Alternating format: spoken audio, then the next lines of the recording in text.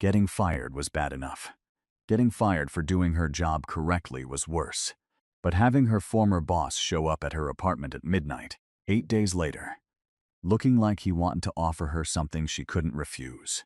That was when Saria Langston knew her life in Seoul had just taken a turn into territory she didn't understand. Ko Sung-hyun wasn't just any boss. He was the kind of man people whispered about. The kind who owned more than what appeared on paper. And he was standing outside her door, with an expression that said he wasn't leaving until she let him in. Saria's fingers stopped moving across the keyboard. The number on her screen didn't make sense. She scrolled back through the spreadsheet, checked the formulas twice, then pulled up the corresponding bank statements from 3 different accounts. Still wrong. It was nearly 11 at night. The office stretched empty and quiet around her, just the hum of computers and the distant sound of a cleaning crew somewhere on another floor. Seoul glowed outside the windows, all neon and movement, a city that never quite went to sleep. She'd been working at Meridian Solutions for 8 months, long enough to know which executives padded their expense reports, which departments ran over budget, and which accounts were legitimate even when they looked questionable. This was something else. Someone had moved money, a lot of it, and they'd been very, very careful about it. Saria grabbed her phone and took screenshots of the discrepancies, then sent them to her supervisor with a brief message. Found something in the Q3 reconciliation. Can we discuss tomorrow? She saved her work, shut down her computer, and went home to her tiny apartment in Mapo, where the walls were thin and the heating was unreliable, but the rent was something she could actually afford. The reply came at 6 in the morning. Come in early. We need to talk. By 9:30, she was unemployed. Her supervisor, a middle-aged man named Park, who'd barely spoken to her outside of quarterly reviews, handed her an envelope and wouldn't meet her eyes. Security escorted her to her desk, watched while she packed her things into a cardboard box, then walked her out through the lobby like she'd committed a crime. No explanation, no warnings, just severance in cash and a door closing behind her. Saria stood on the sidewalk holding her box of belongings, trying to process what had just happened. She'd done her job. She'd found a problem, and somehow that had gotten her fired. The next 3 days blurred together. She updated her resume, reached out to recruiters, and applied to every financial analyst position in Seoul that matched her experience. Her phone stayed silent. Emails went unanswered. One recruiter she'd worked with before responded with a curt message that made her stomach drop. I'm sorry, but we're not able to place you at this time. By day 5, she understood. Someone had blacklisted her. By day 7, the real panic set in. Her work visa was tied to her employment. She had 30 days to find a new sponsor or leave the country. Seoul wasn't just where she worked. It was home now. She'd left Accra 3 years ago on a scholarship, fought for every opportunity, learned Korean through sheer stubborn determination, and built a life here that was finally stable. And now someone was taking it away. She didn't know who. She didn't know why. But late at night, alone in her apartment, she kept coming back to those numbers on her screen. The money that had been moved so carefully. The report she'd sent. Someone powerful wanted her gone. On day 8, at 4 minutes past midnight, her doorbell rang. Saria was still awake, hunched over her laptop at the kitchen table, searching job boards in both English and Korean. She'd changed into old pajama pants and an oversized university sweatshirt hours ago, her hair tied up in a messy bun that had mostly given up. The doorbell rang again. Nobody visited her at midnight. Nobody visited her at all, really. She'd been too busy building her career to build much of a social life. She walked to the door and checked the peephole. A man stood in the hallway, tall, perfectly dressed in a dark coat that looked expensive even through the distorted fisheye lens. His face was calm, patient, like waiting in her hallway at midnight was completely normal. She recognized him immediately. Ko Sung-hyun, her boss, former boss, the head of Meridian Solutions and about 6 other companies, all of them connected in ways that the official paperwork never quite explained.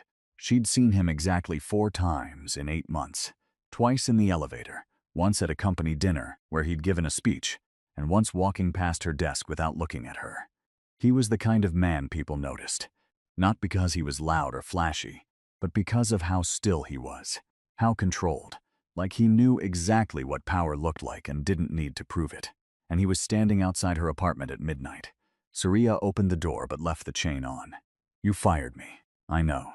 His voice was quiet, level. "I need you back," she almost laughed. "Then you're going to have to ask." 3 seconds passed, maybe 4. He didn't blink, didn't shift. Just looked at her like he was solving an equation. "May I come in?" "No." Something flickered across his expression. Not irritation. Something closer to approval. "Then I'll be brief. You found a discrepancy in the third quarter accounts. Money being moved through shell companies into offshore accounts. You reported it and got fired for it. You got fired because I needed to see what you'd do next." Sarfria stared at him. "That's insane. That's careful." He slipped his hands into his coat pockets. "The leak you found isn't a mistake. Someone inside my organization has been stealing from me for 6 months. 18 billion won so far. Everyone I've put on it has come back with nothing. You found it in 3 hours. So hire me back. I'm trying to. By showing up at midnight like this is a spy movie. By offering you a job that comes with a visa sponsorship, triple your previous salary, and answers to why you were blacklisted." He tilted his head slightly. "You have 22 days left." I checked. Her hands tightened on the doorframe. "What kind of job?" "Find the leak. 30 days. You'll have access to everything you need. Full immunity for whatever you discover. When it's done, you decide if you want to stay or walk away. And if I say no, then you say no." He said it simply, without threat.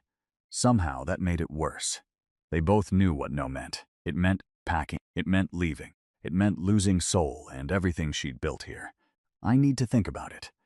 "Of course." He pulled a card from his pocket and held it up. She opened the door just enough to take it. "Call me when you decide. Anytime." He turned and walked down the hallway toward the elevator. Didn't look back. Didn't rush. Surya closed the door and locked it, her heart beating too fast. The card was heavy, expensive paper. Just his name and a phone number. No company, no title. She didn't sleep that night. Instead, she sat at her laptop and searched everything she could find about Ko Seung-hyen. There wasn't much. He owned Meridian Solutions and several other investment firms. He had business ties across Asia and Europe. He kept a low profile, rarely gave interviews, and had exactly one photo on the entire English-language internet, a grainy shot from a charity dinner 5 years ago. The Korean search results were more interesting. Forums where people speculated about his connections. Rumors about his family. Old money mixed with old power. Whispers about what happened to business rivals who pushed too hard. Nothing concrete, nothing provable.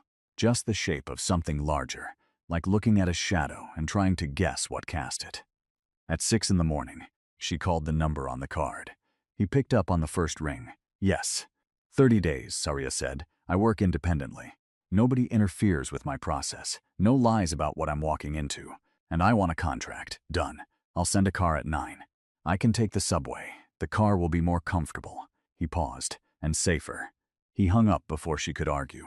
If you're already hooked and want to see where this midnight deal takes Surya, tap that like button so I know you're riding along for this whole wild story. Trust me, it gets so much more intense. The car arrived at exactly 9.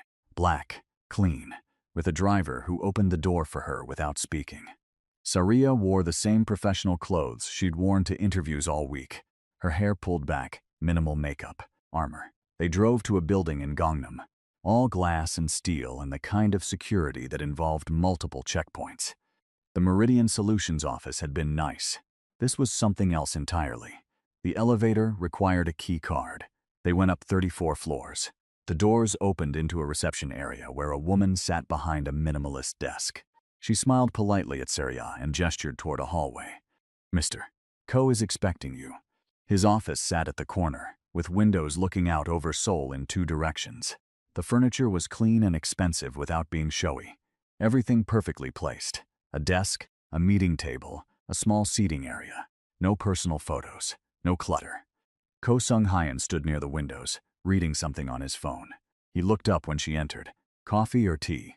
"Coffee. Black." He picked up a phone on his desk, said something in Korean too quick for her to catch, then gestured to the meeting table. "Sit. We have a lot to cover." Surya sat. A minute later, someone brought coffee in real cups, not disposable ones, and left without a word. Seung Hyan opened a slim folder and slid it across the table. Your contract. Read it carefully. If anything concerns you, we'll change it. She read every line. The salary made her blink. The visa sponsorship was immediate. There was a clause about confidentiality, and another about legal protection for anything she discovered during the investigation. Nothing about requiring her to stay after 30 days. This is fair. I'm not interested in trapping you. I'm interested in solving a problem. Why me? You could hire a whole forensic accounting firm. I did. They found nothing. He sipped his coffee, watching her. You found it without trying. That means you think differently than the people in my organization. That's what I need. Surya signed the contract. He countersigned it immediately and handed her a copy. Now the reality, he said. 18 billion won is missing. Probably more. Whoever is taking it has access to systems, passwords, and information they shouldn't have. That means it's someone close. Someone trusted. When you find them, there will be consequences. I need to know you can live with that. Can you? He smiled slightly. It didn't reach his eyes. I've lived with worse. Then so can I. He stood. Come on. I'll introduce you to the people you'll be working with. The office had 2 sections. The front half looked like any investment firm. People at desks, meetings in glass-walled conference rooms, everything legal and documented. The back half, past another locked door, was quieter. Fewer people, more privacy. This was where the real work happened. Song Hyeon led her into a conference room where 3 people waited. This is Soraya Langston. She'll be investigating the financial irregularities. She has my full authorization and access to anything she requests. He gestured to each person. Min Jae-sung, my director of operations. Yoon Hana, head of accounts. Daniel Cho, acquisitions. Min Jae-sung was probably in his 40s, with graying hair and the kind of face that gave nothing away. He nodded at Soraya without smiling. Yoon Hana looked younger, sharply dressed, with eyes that assessed Soraya like a balance sheet that didn't quite add up. Daniel Cho was the only one who smiled. Welcome back. We heard you left. I did, Soraya said. Now I'm here. Seung Hyan pulled out a chair for her at the head of the table, then took the seat beside her instead of at the head himself. The shift was small, but everyone noticed. Soraya will need account access, server permissions, and historical records going back 12 months. Full cooperation. He looked at each of them. Anything she asks for, she gets. Understood? They all nodded. Good. Let's start with what we know. For the next 2 hours, they walked through the missing money. The patterns were brilliant. Transfers disguised as operating expenses. Payments to shell companies that existed just long enough to process the money, then dissolved. Nothing large enough to trigger automatic flags. Whoever was doing this understood the systems perfectly. Soraya took notes, asked questions, started building a mental map. Jae-sung answered most of her questions precisely, like he'd been over this 100 times. Hana added details about specific accounts.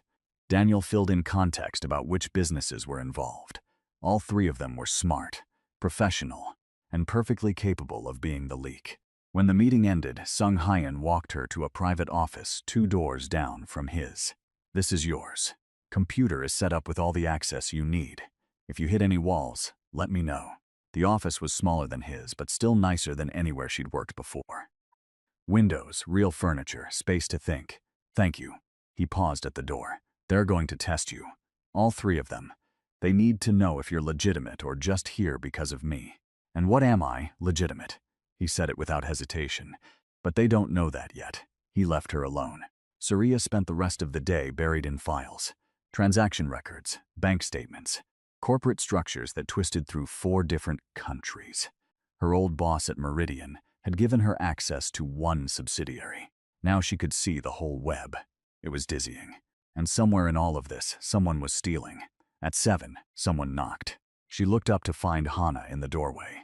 We're ordering dinner. Do you want something? It was the first remotely friendly gesture anyone had made. Soraya's stomach was empty. Sure, whatever you're getting is fine.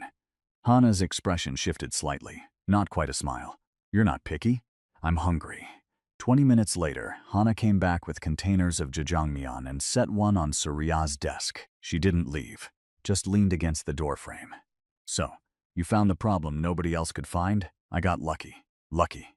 Hana repeated the word like she was testing it. Sung Hyan doesn't believe in luck. What does he believe in? Results. Hana tilted her head. You're different than I expected. How so? You don't act impressed. Surya opened her noodles. Should I be? Hana almost smiled. Most people are scared of him. Are you? No. But I've known him for 8 years. She pushed off the doorframe. Good luck, Surya. You're going to need it. She left. Surya ate her noodles and thought about that conversation. Hana was testing her, figuring out if she was a threat or an ally. Fair enough. Surya was doing the same thing. She worked until nearly midnight, until her eyes blurred and the numbers stopped making sense. Finally, she saved everything and shut down her computer. The office was mostly empty now, a few lights still on in distant rooms. She walked past Seong Hyan's office. The door was open and he sat at his desk, reading something on his computer, his expression focused. He looked up as she passed. Heading out? Yeah. I'll have the driver take you home. I can manage. I know you can. He stood. But it's late and I'm going the same direction. That was probably a lie, but Surya was too tired to argue. They rode the elevator down in silence. The car was waiting. Seong Hyan held the door for her, then slid in beside her. The driver pulled into Seoul's late-night traffic without asking for directions. You gave them your address, Surya said. I did background on you. It's thorough. Should that worry me? Only if you have secrets. She looked at him. He was watching the city pass outside the window, his expression unreadable. Everyone has secrets, she said quietly. He turned to her. Yes, they do. The car stopped outside her building. Sung Hyan didn't move to get out. Tomorrow will be harder, he said. Once you start pulling threads, people will notice. Good. Let them notice. He almost smiled. Get some sleep, Surya. She climbed out. The car didn't leave until she was inside the building. In her apartment, she dropped her bag and sat on her bed, her mind still racing. One day in and she's already felt the weight of it. The money, the suspicion, the careful way everyone watched everyone else. And Seong Hyan, the way he'd sat beside her instead of at the head of the table, the car ride home. Small things that felt like tests she didn't understand yet. Her phone buzzed. A text from an unknown number. You shouldn't have come back. Surya stared at the screen. Her hands didn't shake. She took a screenshot, saved the number, then blocked it. Someone was worried. Good. Day 2 started earlier. Surya arrived at 8 to find Jae-sung already in the conference room, with printed reports spread across the table. I pulled the subsidiary account details you asked for, he said without preamble. Going back 18 months. Thank you. He didn't leave. Just watched her start sorting through the pages. Can I ask you something? His voice was careful. Go ahead. Why did you really come back? Surya looked up. I need a job. He offered one. That's it? What else would there be? Jae-sung studied her face. Most people don't walk back into a situation that got them fired. Most people don't get job offers at midnight. She met his eyes. I'm here to find a leak. That's all. And if the leak is someone Seong Hyan trusts, then he trusts the wrong person. Something shifted in his expression. Respect, maybe. Or concern. Be careful. This organization doesn't forgive easily. He left her with the reports. Surya spent the morning cross-referencing transactions. Patterns started emerging. Small, subtle, but there. Certain accounts that moved money on specific days. Always Wednesdays. Always between 2 and 4 in the afternoon. She was deep in spreadsheets when her door opened without a knock. Sung Hyan walked in, carrying 2 cups of coffee. He set one on her desk. You take it black. It wasn't a question. Surya picked up the cup. How did you know? I pay attention. He glanced at her screens. Finding anything? Maybe. There's a pattern in the timing. Wednesdays, early afternoon. That mean anything to you? He leaned against her desk, thinking. Wednesday is when we process international transfers. Higher volume, easier to hide things in the noise. Who has access to process those? Hana, Jae-sung, 2 accountants in the lower department and me. 4 suspects, 5 if she counted him, which she probably should. I need to see the server logs, she said. Find out who was logged in during those specific windows. I'll have Ite send them over. He didn't move. Just looked at her with that same focused attention. You're fast. You hired me to be fast. I hired you to be good. Fast is a bonus. He straightened. Lunch later? There's a place nearby. Is that necessary? No. But you need to eat and I'd like the company. It was so direct she didn't have a prepared response. Okay, 1 o'clock? I'll come get you. He left with his coffee. Surya sat very still, trying to process what had just happened. A lunch invitation. Casual. Normal. Except nothing about this was normal. Her computer pinged. The server logs, already delivered. She opened them and started comparing login times to transfer times. 3 names appeared consistently. Hana, Jae-sung, and one of the accountants, a woman named Kim Min-ji. Surya made notes, highlighted entries, built a timeline. By 1 o'clock her eyes hurt and her neck was stiff. Sung Hyun appeared in her doorway exactly on time. They walked 6 blocks to a small restaurant tucked between taller buildings. It was quiet, traditional, the kind of place locals went. The owner greeted Seung Hyun by name and led them to a private table in the back. "You come here often?" Surya asked. "When I need to think. The food is good and nobody bothers me." They ordered bibimbap for her, something she didn't catch the name of for him. The food came quickly. "Tell me about Ghana," he said.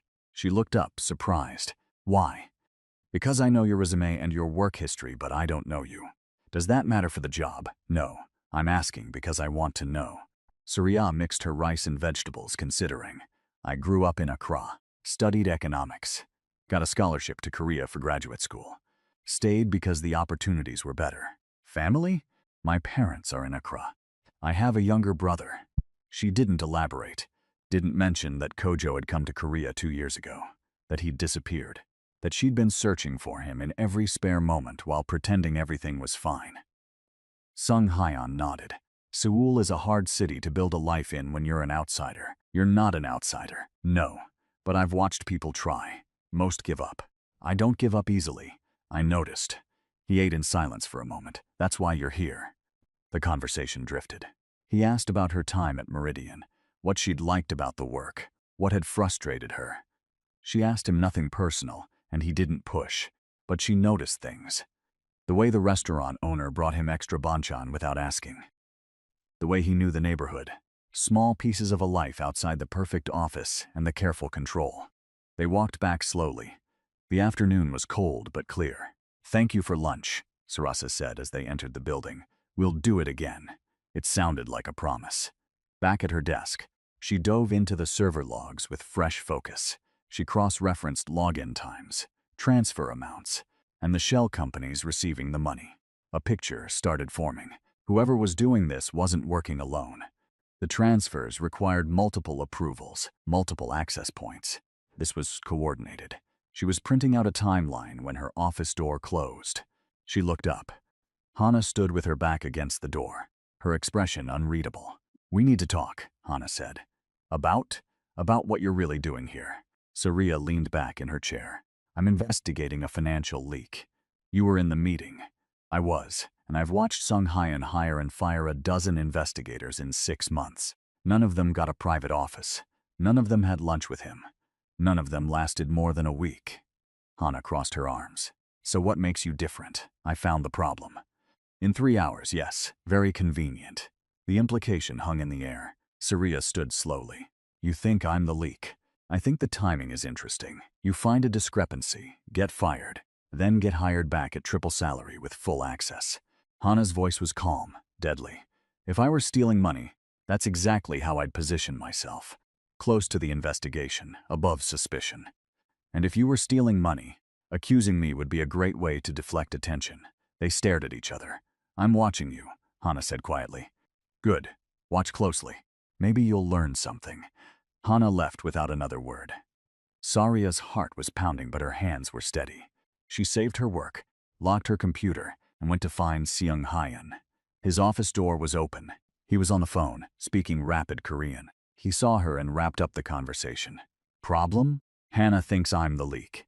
He didn't look surprised. "She's thorough. I'd be disappointed if she didn't suspect everyone. Does that include you? Especially me." He gestured to the chair across from his desk. "Sit.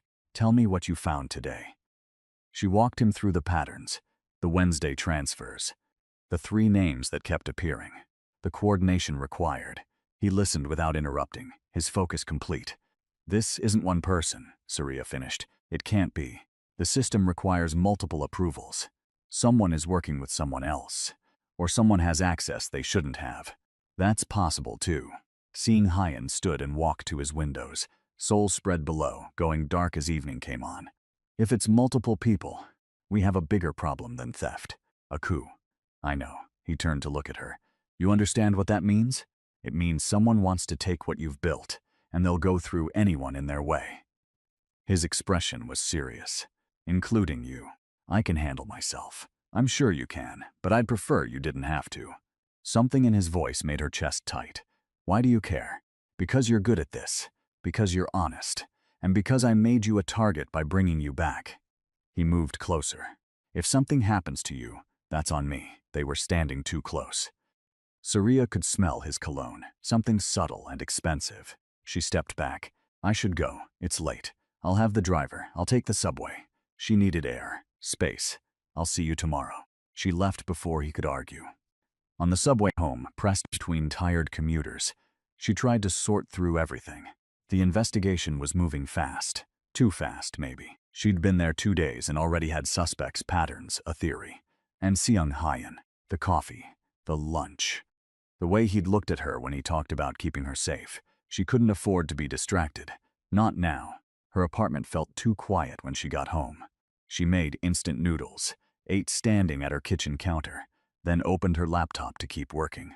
Her phone buzzed. A text from Seung Hyan's number. Get some rest. Tomorrow is important. She stared at it. He'd never texted her before. Why tomorrow? She typed back. Because we're going to shake the tree and see what falls out. Surya put the phone down. Her pulse was racing again, and it had nothing to do with fear. This was dangerous. All of it.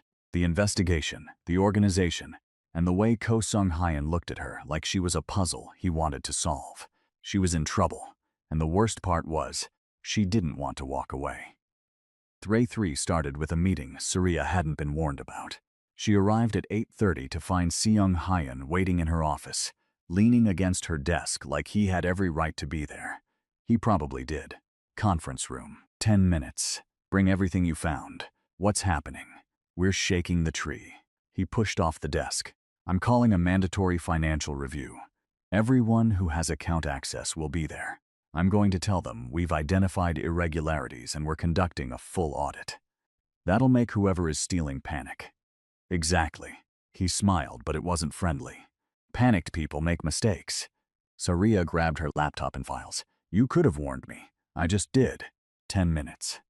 The conference room was already full when they arrived. Jae-sung, Hana, Daniel, and 4 other people Surya recognized from the office. Plus 2 she didn't know. Both men in dark suits who stood near the wall instead of sitting. Seung Hyan took his place at the head of the table. Surya sat to his right, feeling everyone's eyes on her. Thank you for coming, Seung Hyan began. His voice was calm, casual even. Like this was a normal Tuesday meeting. We've discovered significant financial discrepancies across multiple accounts. 18 billion, one minimum, possibly more. The money has been moved systematically over the past 6 months through shell companies and offshore transfers. The room went very still. Surya has identified patterns in the transfers, times, dates, accounts involved. We're conducting a full audit starting today. Everyone in this room will be interviewed. All account access will be temporarily reviewed and reauthorized. No exceptions. Hana's expression didn't change, but her fingers tightened on her pen. Jae-sung leaned back in his chair, his face unreadable. Daniel looked shocked. 18 billion? How is that possible? That's what we're going to find out. Seung Hyan gestured to Surya. Full cooperation with any requests she makes. Anyone who refuses will be terminated immediately and reported to authorities. Clear? Nods around the table. Some genuine, some tight. Good. Surya walked them through what you need. She opened her laptop, pulled up her presentation on the screen. Showed them the timeline, the pattern of Wednesday transfers, the shell companies. She didn't name suspects, didn't point fingers, just laid out the facts. When she finished, the room was silent. Questions? Seung Hyan asked. One of the accountants, a young guy named Lee, raised his hand. Are we suspects? Everyone is a suspect, Seung Hyan said simply, including me. This wasn't personal until someone made it personal by stealing. Now we find them, and we deal with it. The way he said deal with it made Surya's skin prickle. The meeting ended. People filed out quietly, some whispering to each other. Hana left without looking at anyone. Jason stopped at the door, glanced back at Sin Chyon, then left. Daniel approached Saria as she packed up her laptop. This is intense. It's necessary, I guess. He smiled, but it looked strained. For what it's worth, I hope you find them. Whoever is doing this is putting all of us at risk. How so? If this organization falls apart, we all lose our jobs. Some of us have been here for years. He glanced toward where Sung Hyan stood talking to the two men in suits. He doesn't forgive betrayal. When you find who did this, it won't end well for them. Would you prefer we let them keep stealing? No. He ran a hand through his hair. Be careful, okay? People are going to be on edge now. He left. Seung Hyan finished his conversation and walked over. That went well. You just told everyone in your inner circle that you don't trust them. I don't. Not completely. Trust is earned and someone broke mine. He picked up her laptop bag for her. Now we wait and watch. See who gets nervous. Who makes contact with who. Who suddenly needs time off or starts moving their own money. You're going to monitor them. I've been monitoring them since this started. Now they know it. He held the door for her. Come on, we have interviews to conduct.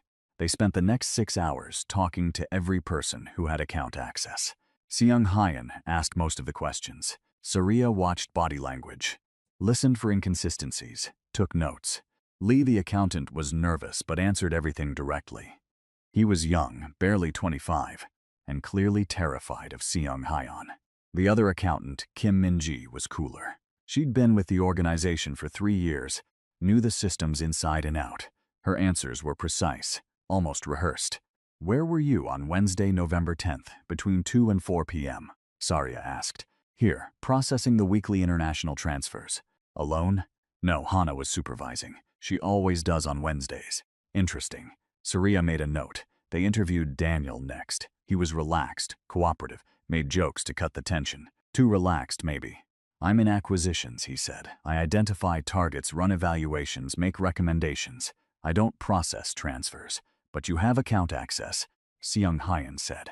For research purposes, I need to see cash flow and assets when I'm evaluating potential purchases. When was the last time you logged into the transfer system? Daniel thought about it. 2 months ago? Maybe 3? I'd have to check my records. Do that. Send them to Saria by end of day. Of course. When Daniel left, Saria looked at Seung Hyan. He's hiding something. Everyone is hiding something. Question is whether it's relevant. He checked his watch. 2 more. Jae-sung and Hana. Jae-sung came in calm and prepared. He'd brought his own records, printed and organized in a folder. I processed 42 transfers during the time frame in question, he said, sliding the folder across the table. All approved, all documented. Cross-reference with the irregularities Saria found. None of mine match. Saria took the folder and scanned the first page. The dates were different. These were Thursdays and Fridays, not Wednesdays. You never process Wednesday transfers? She asked. Rarely. That's Hana's day. She prefers to handle international transfers personally. Seung Hyan and Saria exchanged glances. How long has that been her preference? Seung Hyan asked. 8 months, maybe 9. She said it was more efficient to have one person manage the international workflow. Right around when the thefts started. Thank you, Jae-sung. That's helpful. He stood. I've worked for you for 15 years. I'd never betray that. I know. Seung Hyan's voice softened slightly. But I had to ask. I understand. When he left, Saria pulled up her timeline. Hana had motive, means, and opportunity. She restructured the workflow to give herself unsupervised access. She's in the system every Wednesday, and she's been defensive since I arrived. She's also brilliant and loyal, and I've trusted her for 8 years. People change. Yes, they do. He stood and walked to the window. Let's talk to her before we draw conclusions. Hana arrived exactly on time, carrying nothing. She sat cross from them and waited. Walk us through your Wednesday routine, Seung Hyan said. I arrive at 7. Review overnight reports from our international accounts. At 9, I meet with Min-ji to go over pending transfers. Between 10 and 4, we process everything that's queued. After 4, I reconcile and generate reports. You do this alone? Min-ji is with me until around 2. After that, I'm alone. The work requires focus. So between 2 and 4 every Wednesday, you're alone with full access to international transfers. Hana's eyes narrowed. Yes, because you asked me to manage this 8 months ago. You said you wanted someone senior handling international movements. Sung Hyun didn't react. I did, and you agreed. So now I'm a suspect because I did what you asked. You're a suspect because someone with your access is stealing, and you have that access unsupervised every single week during the exact window when money disappears. His voice stayed level. If you were me, what would you think? Hana stood up. I would think that whoever is doing this is smart enough to make it look like someone else. I would think that framing the person with the most obvious access is a good strategy. She looked at Saria. I would also think that bringing in an outsider who mysteriously found the problem in 3 hours is suspicious. Sit down, Seong Hyun said quietly. Hana sat. Your defensiveness isn't helping your case. Neither is your accusation. They stared at each other. Years of history in that look. Trust and tension all tangled up. I need your login records, Saria said. Every time you access the transfer system in the past 6 months. Timestamps, IP addresses, everything. You'll have them in an hour. Hana stood again. Are we done? For now. She left. The door closed hard behind her. Sung Hyun rubbed his eyes. That went poorly. She's scared. Scared people get angry. Or she's guilty and playing defensive. Saria closed her laptop. I need to see those login records. And I need to check something. What? Whether it's possible to use someone else's credentials. If the thief is smart, they might be logging in as Hana to frame her. That would require access to her passwords, or access to the server to create a backdoor. Saria gathered her things. I need to talk to your IT department. I'll take you. The IT department was on a lower floor, a room full of servers and monitors and 3 people who looked up when Sung Hyun walked in. This is Saria. She needs information about login security and possible backdoors in the transfer system. Give her whatever she asks for. The head IT guy, who introduced himself as Park Min-soo, looked intrigued. Backdoors. You think someone hacked the system? I think someone smart enough to steal 18 billion won is smart enough to cover their tracks. Surya pulled up a chair. Show me how the authentication works. For the next 2 hours, she and Min-soo went through the security protocols. The system required 2-factor authentication, password plus a physical token that generated temporary codes, nearly impossible to fake. Unless. What about admin access? Surya asked. Min-soo hesitated. Admin can generate temporary tokens for password resets. Who has admin access? Me. And 2 other people. Names, Hana and Jae-sung. Of course, Surya leaned back.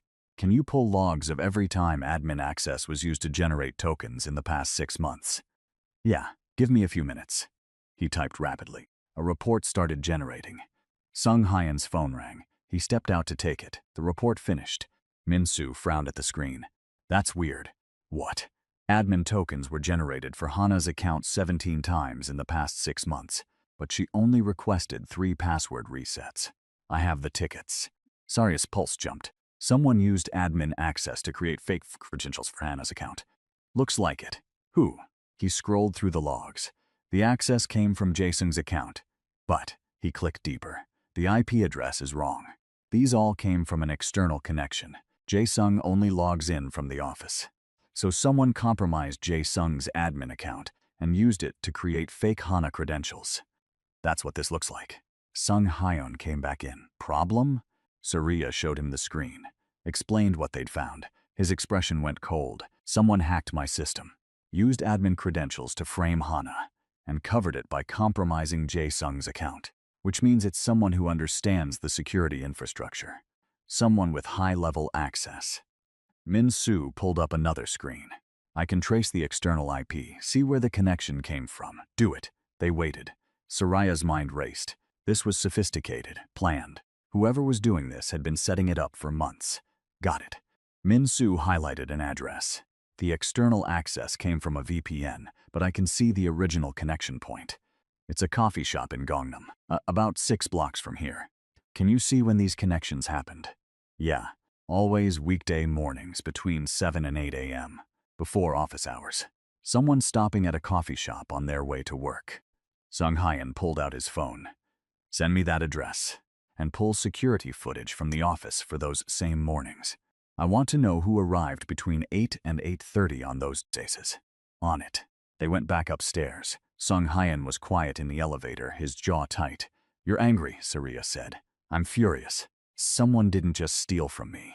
They tried to destroy 2 people I trust in the process. He looked at her. If you hadn't pushed deeper, I might have blamed Hannah. We don't know she's innocent yet, but we know someone wants me to think she's guilty. That's almost worse. The elevator opened. They walked back to the private section. I need food, Sung Hyan said, and I need to think. Come on. Where? My place. It's private and I have a cook who can actually make dinner. Saria hesitated. His place felt like crossing a line. Just dinner, he said, reading her expression. And strategy. We need to figure out the next move and I don't trust these walls right now. Okay. They took his car. The driver navigated evening traffic while Seung Hyan made phone calls in rapid Korean. Saria watched the city pass outside, her mind still on the IP logs, and the coffee shop, and the careful way someone had built a frame around Hana. The car pulled up to a building in Hanam-dong. Expensive neighborhood, quiet streets. The penthouse required a private elevator. Seung Hyan's apartment was nothing like his office. The office was impersonal and perfect. This was lived in. Books on shelves, art on walls that looked chosen not expensive, a kitchen that showed signs of actual use. Make yourself comfortable, he said, shrugging off his jacket. I'll let the cook know we're here. Saria stood in the living room, looking out at Seoul spread below. Different view than his office, but just as expansive. He came back with 2 glasses of wine. She's making galbi and banchan. Should be ready in 20 minutes. You have a cook who just appears when you need her? She comes 3 times a week. Happened to be today. He handed her a glass. Sit. Tell me what you're thinking. They sat on opposite ends of his couch. Professional distance. I'm thinking whoever is doing this has been planning it for months. The fake credentials, the framing, the careful timing. This isn't opportunistic. It's calculated. Agreed. Which means it's someone patient. Someone who can play a long game. She sipped her wine. Daniel is too scattered. Lee is too young. Minji is possible, but I don't see the motive. What about Jae-sung? His account was compromised. But, she paused. What if that's the point? What if he compromised his own account to create distance? Jae-sung has been with me since the beginning. He helped me build this. People change. You said so yourself. Seung Hyan set down his wine. If it's him, I need to know why. Money is usually why. He makes plenty. I've made sure of that. Then maybe it's not about money. Saria turned to face him. Maybe it's about power, or revenge, or something else entirely. They sat in silence. The cook brought out food and set it on the dining table. Then disappeared. They ate. The galbi was perfect, tender and flavorful. The banchan was homemade. Saria realized she hadn't eaten real food in days. Just convenience store meals and coffee. This is incredible, she said. I'll tell her you said so. He watched her eat. When was the last time you had a proper meal? Lunch with you. 2 days ago. That's not acceptable. You need to take care of yourself. I've been busy. You've been working 18-hour days on my problem. That's different than busy. He refilled her banchan. Eat. We still have work to do tonight. After dinner, they spread out in his living room with laptops and files. Seung Hyan pulled up the security footage Min Soo had sent. They watched morning arrivals, checking timestamps against the IP logs. Jae-sung appeared consistently at 8:15. Hana at 7:30. Daniel varied between 8 and 9. Minji at 8 sharp. Wait, Saria said. Go back to November 3rd. He rewound. They watched people enter the building. There, Daniel, arriving at 7:58, 12 minutes before he usually showed up. On a morning when the coffee shop IP was used. Check the other dates. They went through them one by one. 5 out of the 17 dates matched. Daniel arriving early. It's not proof, Seung Hyan said. No, but it's a pattern. He made a call. Spoke quietly in Korean. Hung up. I have someone checking Daniel's financials. Bank accounts, property, investments. If he's stealing 18 billion won, it has to be going somewhere. He's smart enough to hide it. No one is that smart. He closed his laptop. We'll know by morning. Saria checked her watch. Nearly 11. I should go. I'll drive you. You don't have to. I know. In the car, she leaned her head against the window. Exhaustion was catching up. You're good at this, Seung Hyan said quietly. At what? Seeing patterns. Thinking 3 steps ahead. Not giving up. He glanced at her. I'm glad you came back. You didn't give me much choice. You had a choice. You could have said no at the door. And then what? Leaves Seoul? Start over somewhere else? She looked at him. This is my home now. I wasn't going to let someone take that without a fight. Something shifted in his expression. Seoul is lucky to have you. The car stopped outside her building. She reached for the door handle, but he touched her arm. Surya, be careful tomorrow.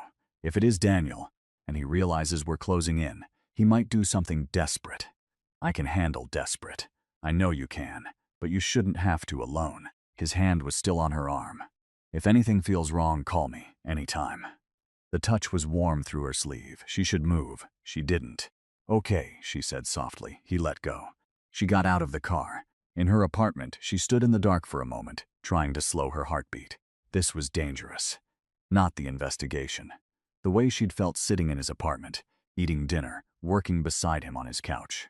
The way he'd looked at her in the car.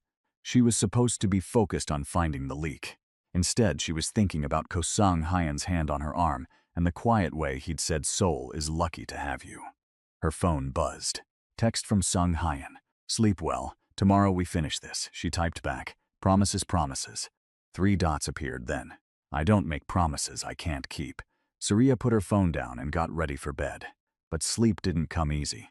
Her mind kept spinning through IP addresses and security footage, and the moment in the car when everything had felt too close. At 3 a.m., her phone rang. Unknown number. She almost didn't answer, then thought about the warning text from before. Hello? Stop looking. The voice was distorted, mechanical. You have 48 hours to drop the investigation and leave Seoul. Or someone you love gets hurt. Her blood went cold. Who is this? 48 hours. The line went dead. Surya sat in her dark bedroom, hands shaking now. Someone you love gets hurt. She only had one person she loved in Seoul. Kojo, her missing brother. The reason she couldn't leave even if she wanted to. The secret she'd kept from everyone, including Sung Hyan. Whoever made that call knew about him, which meant they'd been digging into her life the same way she'd been digging into theirs. She grabbed her laptop and opened the encrypted folder where she kept everything related to Kojo's disappearance. Photos, the last messages he'd sent, addresses of places he'd worked, names of friends who'd stopped answering her calls. She hadn't looked at this in weeks. The investigation had consumed everything. Now someone was using it against her. Her phone rang again. Sung Hyan this time. Did you get a call? He asked without preamble. Yes. How did you know? Because I just got one too. Different threat. Same voice distortion. She heard tension in his voice. What did they say to you? 48 hours to drop the investigation, or someone I love gets hurt. Silence. Then, who do you love in Seoul, Surya? The question hung there. She could lie. Should lie. My brother, she said quietly. He came here 2 years ago. He disappeared 6 months ago. I've been looking for him. More silence. Why didn't you tell me? Because it's not your problem.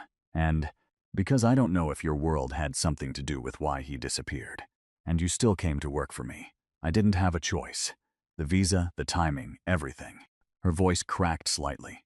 I've been trying to find him while working your case, and now someone knows, and they're going to use it, and I don't know what to do. You're going to come here now. Pack a bag, I'm sending the car. What? No. I'm not running. You're not running. You're regrouping somewhere safe while I figure out who made those calls and what they want. His voice was firm. Please, Surya, don't fight me on this. She wanted to argue. But the fear was real, and she was tired, and the idea of being alone in her apartment while someone out there knew about Kojo made her feel exposed. Okay, 20 minutes. The car will be there in 10. She packed quickly. Clothes, laptop, files, her folder on Kojo. Grabbed her passport just in case. The car arrived exactly on time. Sung Hyan met her at his door still dressed, like he hadn't even tried to sleep. He took her bag. Guest room is this way. Bathroom attached. You need anything, I'm right across the hall. The room was beautiful and impersonal. Hotel nice. Thank you, she said. He set her bag down. We're going to find your brother, and we're going to find whoever made those calls. But first, you're going to sleep because you look exhausted. I'm fine. You're shaking. She looked down. He was right, her hands were trembling. It's just adrenaline. It's fear, which is normal. He moved closer. You're safe here. I promise. You said you don't make promises you can't keep. Exactly. His eyes were serious. Get some rest. We'll deal with everything in the morning. He left, closing the door quietly. Surya sat on the edge of the bed. The apartment was silent around her. She should feel awkward staying in her boss's guest room. Instead, she just felt tired. She changed into pajamas, plugged in her phone, and climbed under covers that were softer than anything she owned. Sleep came faster than she expected. She woke to daylight and the smell of coffee. For a moment, she forgot where she was. Then it all came back, the call, the threat. Seung Hyun's guest room. She checked her phone. 8:30. She'd slept 5 hours straight. There was a note slipped under her door. Coffee in the kitchen. Take your time. She showered, dressed, and followed the coffee smell. Sung Hyun sat at his kitchen counter with a laptop and multiple phones. He looked up when she entered. Morning. There's food if you're hungry. Just coffee for now. She poured a cup. Did you sleeps? Some. He turned his laptop toward her. I had my people trace the calls. Both came from burner phones. Activated yesterday, used once. Already offline. Untraceable. So we've got nothing. We've got timing. Whoever made those calls did it after our interviews yesterday. After we started closing in, he pulled up another screen. And I got Daniel's financial records. He's clean. Too clean. What does that mean? It means his visible accounts show exactly what they should. Normal salary, normal expenses, normal investments. But he highlighted a section. He filed paperwork 3 months ago to start a private investment fund. Very quiet, very small. And he's been moving money into it. How much? 6 billion won so far. Surya set down her coffee. That's a third of what's missing. Exactly. Seung Hyun closed the laptop. I'm bringing him in today. Officially. With lawyers and everything documented. He'll know we're on to him. Good. Let him know. Let him make a mistake. Or let him run. He won't run. He's too confident. Sung Hyun stood. Get ready. We're doing this at 10. At exactly 10 a.m., Daniel Cho walked into the conference room to find Seung Hyun, Saria, 2 lawyers, and a digital recorder on the table. His smile faltered. What's this? Sit down, Daniel. He sat. Am I in trouble? That depends on how honest you are in the next hour. Sung Hyun nodded to one of the lawyers who started the recorder. Tell me about your investment fund. Daniel's face went carefully blank. What investment fund? The one you registered 3 months ago. The one with 6 billion won in assets that match exactly with missing funds from my accounts. The room went silent. Daniel looked at Surya. You did this. I did my job. Your job. He laughed, but it sounded wrong. You've been here less than a week, and you think you understand how this works. I understand theft. I understand fraud. And I understand that you've been stealing from this organization for months. She opened her laptop. Want to see the evidence? I want to see a lawyer. You have 2 right here. Sung Hyun leaned forward. Talk to me, Daniel. Why? Why? Daniel's composure cracked. Because I've been here 7 years. 7 years watching you build an empire while I run errands and evaluate acquisitions. 7 years of being smart enough to see every opportunity but never allowed to take them. So you stole. I took what I earned. He stood up. You want loyalty? Pay for it. You want trust? Stop treating people like employees and start treating them like partners. I treated you well. You treated me like a tool, useful when needed, otherwise ignored. He looked at Surya. And then you bring her in, an outsider, and give her everything. Access, trust, your personal attention. After one conversation at midnight. Oh, jealousy. Resentment that had been building for years. Sit down, Sung Hyun said quietly. Daniel sat. Here's what happens next. You're going to transfer every one back into the accounts you stole from. You're going to sign a confession. And then you're going to disappear. No police, no charges, no public scandal. But you're done in Seoul, done in finance. If I ever see you again, the deal is off and I hand everything to prosecutors. And if I refuse, then I destroy you. Professionally, financially, personally. I have the evidence and the resources. His voice was ice. Choose. Daniel stared at him. Then at Surya, then at the table. I'll transfer the money. If you're still here and your heart is racing like mine, drop a comment and let me know what you think Daniel's next move is going to be. Because I have a feeling this isn't over yet. The transfer took 3 hours. Daniel sat at a computer with one of the lawyers watching every keystroke. 6 billion won moved back into Meridian accounts. Not all of it, but enough. When it was done, he signed the confession. The lawyers witnessed it. Then security escorted him out. Seung Hyun and Surya stood at the window, watching Daniel leave the building for the last time. That felt too easy, Surya said. Because it was. Sung Hyan's jaw was tight. He gave up too fast, and 6 billion isn't 18 billion. Someone else is involved. Or he has the rest hidden somewhere we can't trace. Maybe. He turned to her. But those phone calls last night came after we interviewed him. If he made them, why threaten us when he was already caught?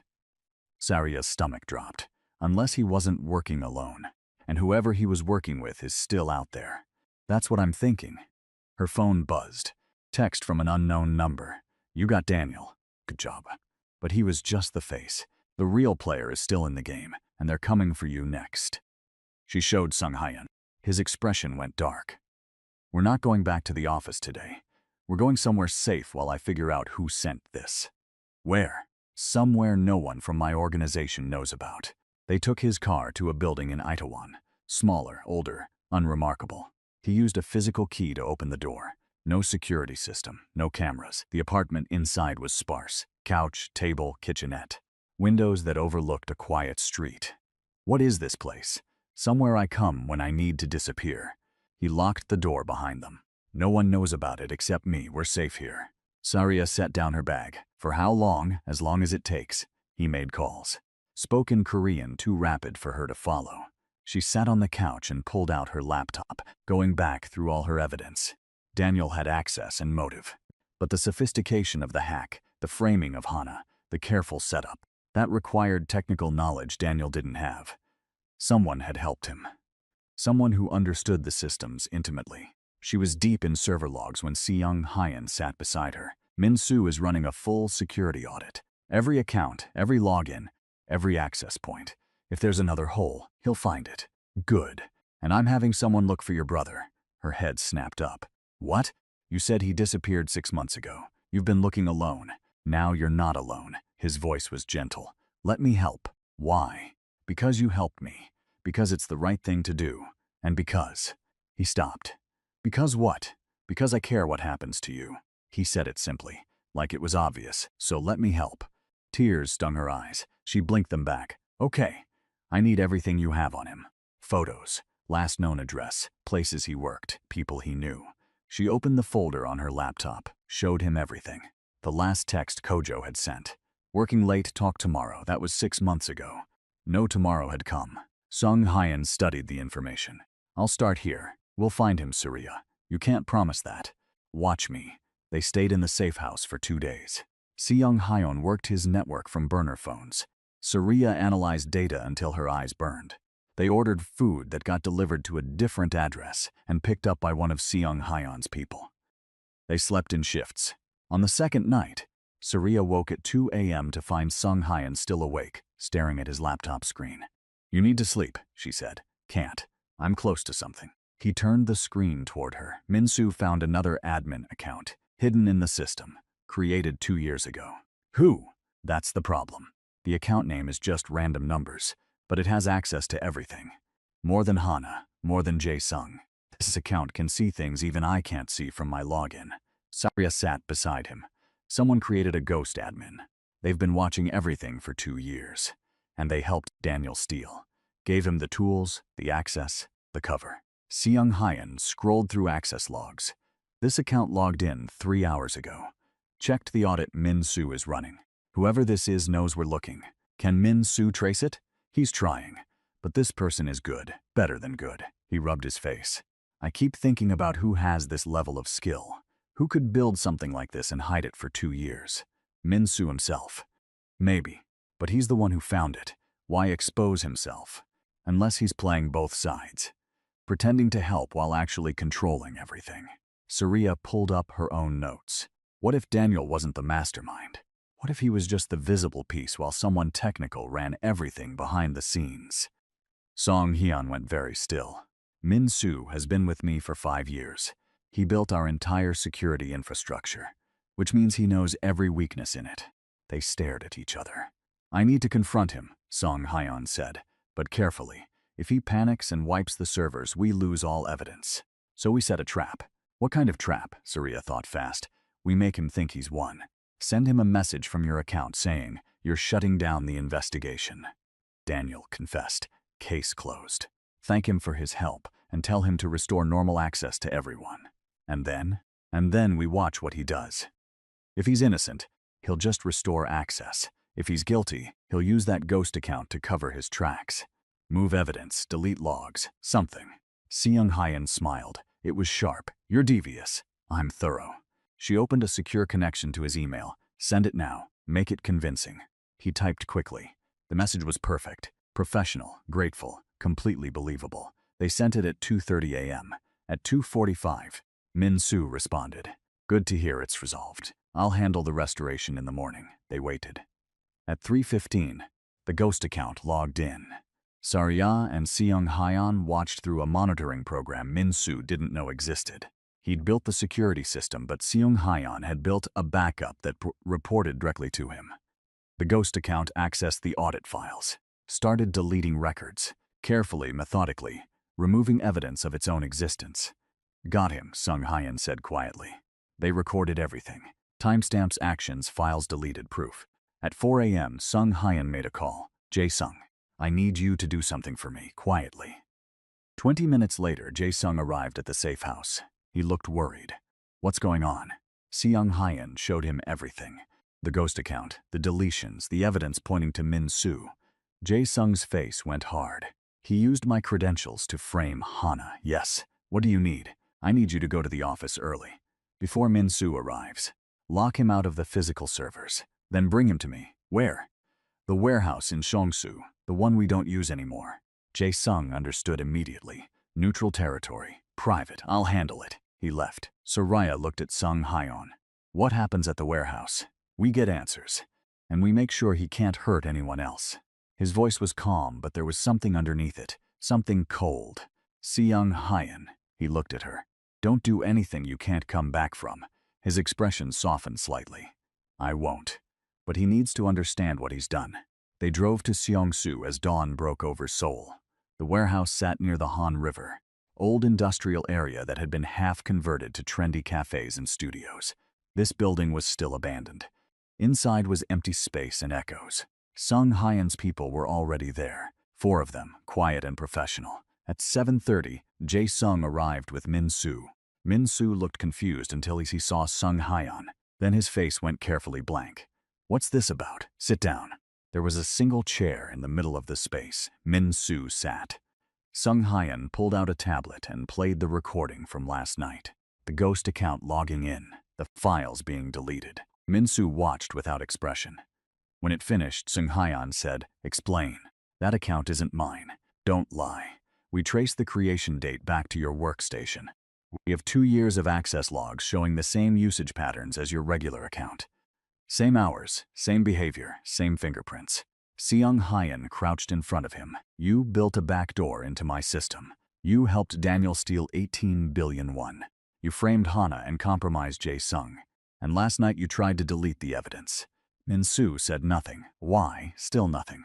Seung Hyan stood, nodded to one of his people. The man stepped forward. Min Soo flinched. Wait. His voice cracked. Wait. I'll talk. Seung Hyan held up a hand. His person stepped back. Talk. Daniel approached me a year ago. Said he had a business opportunity but needed technical help. Offered me 20% of whatever he made. Min Soo's words came fast now. I didn't know he was stealing from you at first. I thought it was a legitimate side venture. By the time I realized what he was doing, I was already involved. So you helped him cover it up. I panicked. I thought if I made it look like someone else, like Hana or Jae-sung, you'd fire them and stop looking. He looked at Surya, but then you showed up, and you saw everything. I knew it was over. The phone calls, Surya said, threatening me. Threatening Seung Hyan, that was you? Yes. I thought if I scared you enough, you'd leave. Both of you would back off and I could clean everything up. His voice dropped. I'm sorry, I never meant for it to go this far. Where's the rest of the money? Seung Hyan's voice was ice.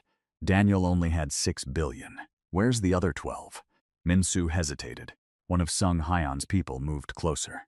Offshore accounts. Cayman Islands. I can give you the account numbers. Do it. Min Soo pulled out his phone with shaking hands and opened a notes app. Read out a series of account numbers. Jae-sung wrote them down. Is that everything? Yes, all of it. Seung Hyan looked at Jae-sung. Verify those numbers. If they're real and the money is there, arrange the transfers back. Jae-sung stepped away to make calls. Seung Hyan turned back to Min Soo. Here's what happens now. You're going to sign a full confession. You're going to cooperate with recovering everyone. And then you're going to leave Korea. Tonight. If you ever come back, if I ever hear your name again, I don't stop my people next time. Understand? Min-soo nodded rapidly. Say it. I understand. Good. Jae-sung came back. The accounts are real. 12.3 billion won total. I can have it transferred by end of day. Do it. Seung-hyeon looked at one of his people. Take him to process the confession. Then to the airport. Make sure he gets on a plane. They led Min-soo away. The warehouse went quiet. Surya realized her hands were shaking again. The confrontation had been intense, controlled, but she'd seen the potential for violence underneath it all. You okay? Sung-hyeon asked. That was terrifying, but necessary. He moved closer. He threatened you. Threatened to hurt people you love. I needed him to understand that's not acceptable. I know, She took a breath. Your world is darker than I thought. Yes, it is. He didn't apologize for it. Is that a problem? She thought about it. Really thought about it. The past week had shown her sides of soul she'd never seen. Power that didn't show up on legal documents. Consequences that happened in warehouses instead of courtrooms. But it had also shown her Sung-hyeon. The way he protected the people he cared about. The way he'd dropped everything to help find her brother. The way he'd kept her safe. No, she said finally. It's not a problem. Something shifted in his expression. Relief, maybe. Or something deeper. Good, because I have news about Kojo. Her heart stopped. What? My people found him. He's alive. Working at a restaurant in Busan, under a different name. The world tilted. He's alive? Yes. He ran from a debt. Not a huge one, but enough that he was scared. He's been hiding, working under the table, afraid to contact anyone. Seung-hyeon pulled out his phone and showed her a photo. Kojo, older, thinner, but alive, standing outside a restaurant in a server's uniform. Sarya's eyes filled with tears. When was this taken? Yesterday. My person confirmed it's him. He's safe. Working hard. Staying out of trouble. The debt, how much? 3 million won, already handled. She looked up sharply. What? I paid it. The people he owed won't look for him anymore. He said it like it was nothing. Like 3 million won was pocket change. You can contact him whenever you're ready. Or we can go to Busan, and you can see him in person.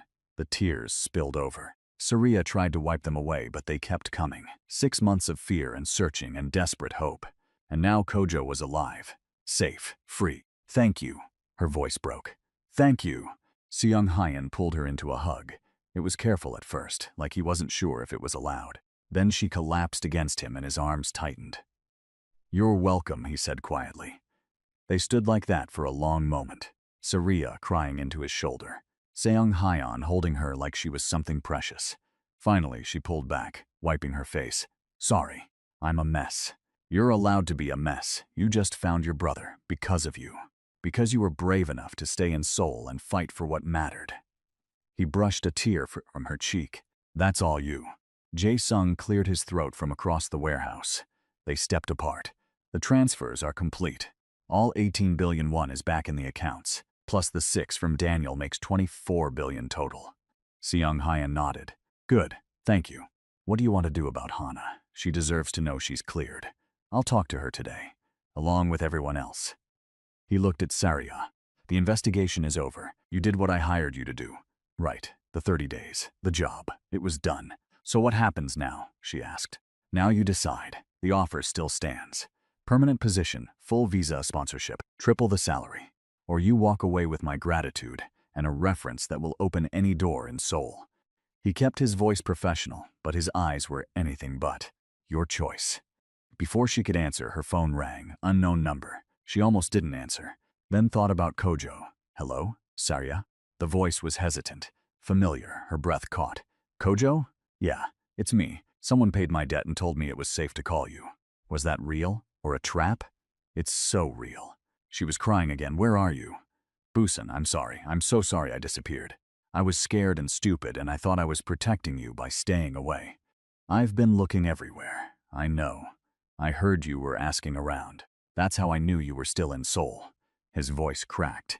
I wanted to call, but I was afraid whoever I owed would find me. They won't. It's handled. Everything is handled. She looked at Sung-hyeon. He was watching her with soft eyes. Can I come see you? Yes, please. I miss you. I miss you too. I'll be there tomorrow. They talked for 10 more minutes. He told her about the restaurant, the little apartment he rented, how he'd been learning to make bibimbap. She told him she was safe, working, that Seoul was still home. When they hung up, she felt lighter than she had in months. Thank you, she said to Sung Hyun again, for all of it. Stop thanking me. You earned this. He gestured to the door. Come on, let's get out of this warehouse. I need real coffee and you need real food.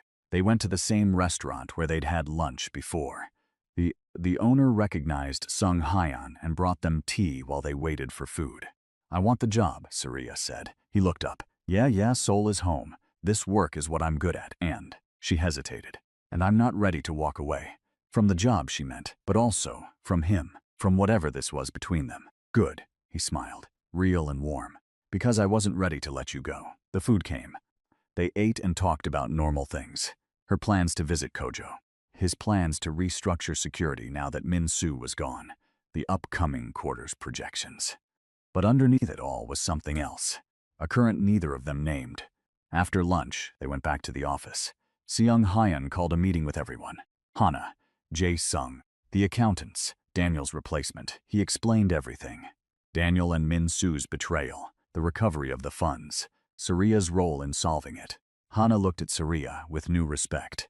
You cleared my name. I cleared the truth. Your name cleared itself. Still, thank you. Jae Sung nodded his approval. The others looked relieved. Surya will be joining us permanently, Sung Hyun announced. As senior financial analyst and investigator, she has my complete trust and authority. Treat her accordingly. It was official now. She had a position, a place, a future here. The meeting ended. People filed out. Hana stopped at the door.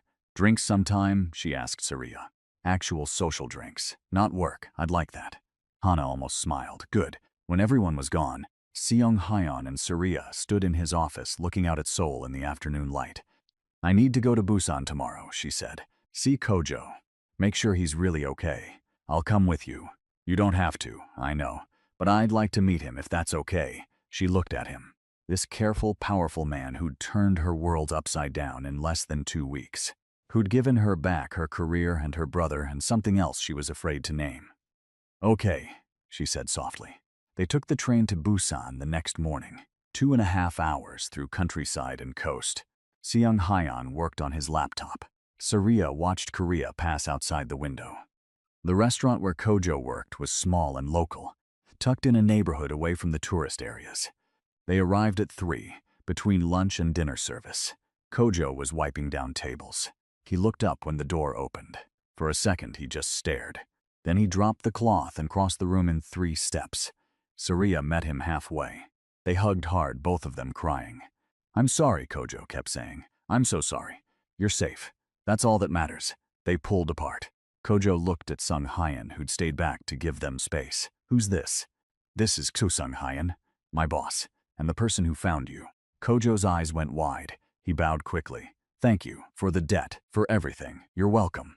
Sung Hyun bowed back. Your sister is important to me. That makes you important to me. The way he said it made Surya's chest tight. They sat and talked for an hour. Kojo explained everything.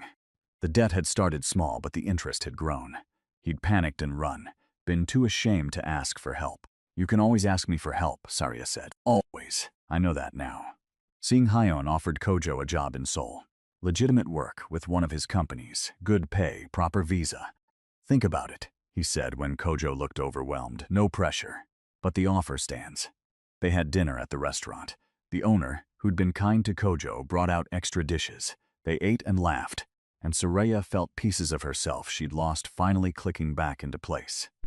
On the train back to Seoul, she and Sung Hyun sat in comfortable silence. Thank you, she said quietly, for today, for all of it. You keep thanking me, because I keep meaning it. He turned to her. They were sitting close in the train seats, shoulders almost touching. Surya, I need to tell you something. Her heart beat faster. Okay, this past week, working with you, getting to know you, it's been. He paused, choosing words carefully. It's been the most alive I've felt in years. You challenge me. You don't perform for me. You see me as a person, not a position. And I don't want that to end just because the case is over. What are you saying? I'm saying I want to have coffee with you in the morning, lunch in the afternoon. Dinner when we work late. I want to know what you think about things that have nothing to do with finance. I want. He stopped. Started again. I want to see where this goes. If you want that too. She should be careful. He was her boss. This was complicated. There were 1,000 reasons to say no. I want that too, she said. His smile was a sunrise. Yeah? Yeah. He took her hand.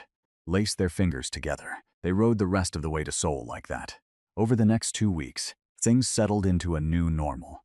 Surya moved into a better apartment, one she could actually afford with her new salary.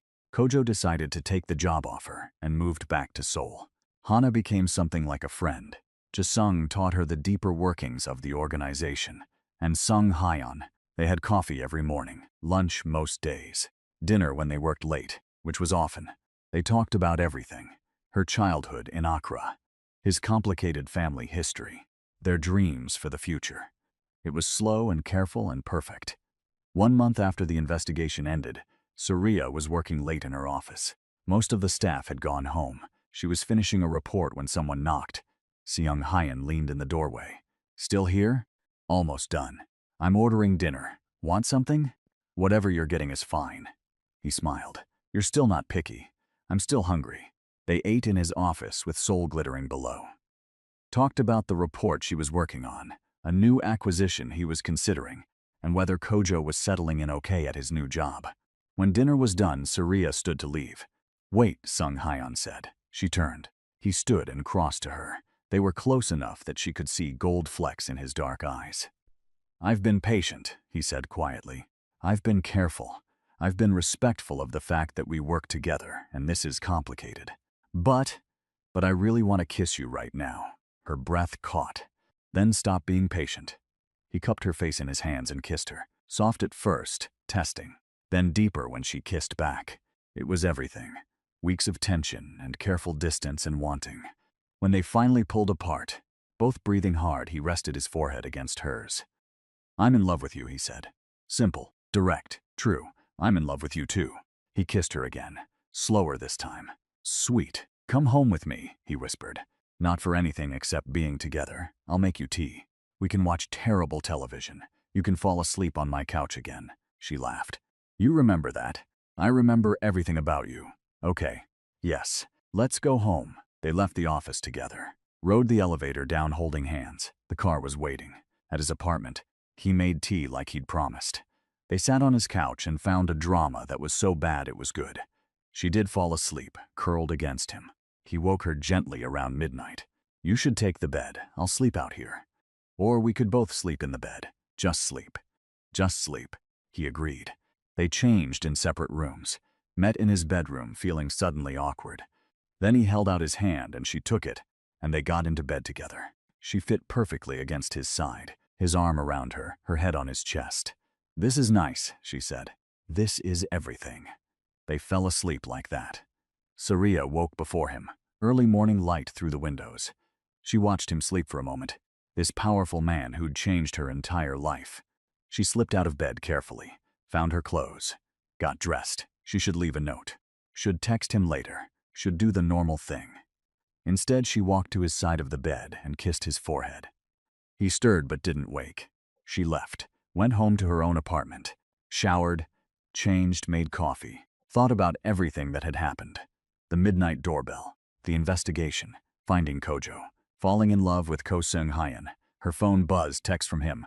You left. I needed to think. About what I want, what this is, what happens next. 3 dots appeared, disappeared, appeared again. And what do you want? She stared at the question, thought about her answer. I'll tell you in person. She grabbed her keys and took a taxi to his building. Used the key card he'd given her weeks ago. Rode the elevator up. Stood outside his door at 8 in the morning. Knocked. The door opened before her hand fell for the second knock. Like he'd been waiting. Like he knew she'd come. He stood there in joggers and a t-shirt, hair messy from sleep, looking at her like she was his whole world. I want this, she said. I want you. I want coffee in the mornings and late nights at the office, and arguments about financial projections. I want to meet your family and have you annoy my brother. I want everything. But I need to know you want it too. Not because I work for you, not because you feel responsible for me, but because you actually want me in your life. Saria, let me finish. I know it's complicated. I know there are power dynamics and professional concerns and 1,000 reasons this could go wrong. But I've never felt this way about anyone, and I think you feel the same. And I don't want to waste time being careful when we could be happy. He pulled her inside, closed the door. I want everything too, he said. Every morning, every argument, every complicated, beautiful moment. You're not an employee to me. You're not an obligation. You're the person who walked into my life and changed everything without even trying. So what do? We choose this, we choose each other, and we figure out the rest as we go. He smiled. Sound good? Sounds perfect. He kissed her. Morning breath, messy hair, and absolutely perfect. When they pulled apart, he said, "Stay for breakfast. I make excellent pancakes." "You cook?" "I have many hidden talents," she laughed. "Okay, show me." They made breakfast together in his kitchen. Burned the first batch of pancakes. Made the second batch perfectly. Ate standing at the counter, stealing bites from each other's plates. This was it. This was everything. Soul and second chances and finding home in unexpected places. Her phone buzzed. Text from Kojo. "Dinner this week? Want you to meet some friends from work." She showed Seung-Hyeon. "He's doing well, because he has you. We have each other. That's how family works." "Speaking of family," he set down his fork, "my mother wants to meet you." "Your mother knows about me?" "I may have mentioned you once or twice, or every time we talk." She laughed. "I'm terrified." "Don't be. She'll love you." He pulled her close. How could she not? They finished breakfast, cleaned up together, moved through his space like they'd done this 1,000 times before. And Saria thought about that night 2 months ago, when a stranger had rung her doorbell at midnight with an impossible offer. How scared she'd been. How desperate. How everything had changed because she'd been brave enough to open the door. "Thank you," she said quietly. Seung-Hyeon looked up from loading the dishwasher. "For what?" "For ringing my doorbell. For giving me a chance. For seeing me." He crossed to her, took her hands.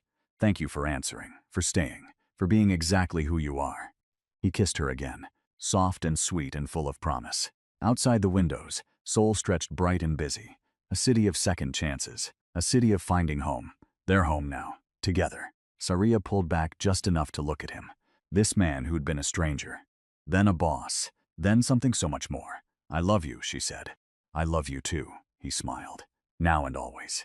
And in his penthouse apartment high above Seoul, with morning light spilling golden across the floor, and the whole future ahead of them, Saria Langston finally felt like she'd come home. Not to a place, but to a person, to a choice, to love. The doorbell had rung at midnight with an unexpected proposal. She'd answered, and everything had changed.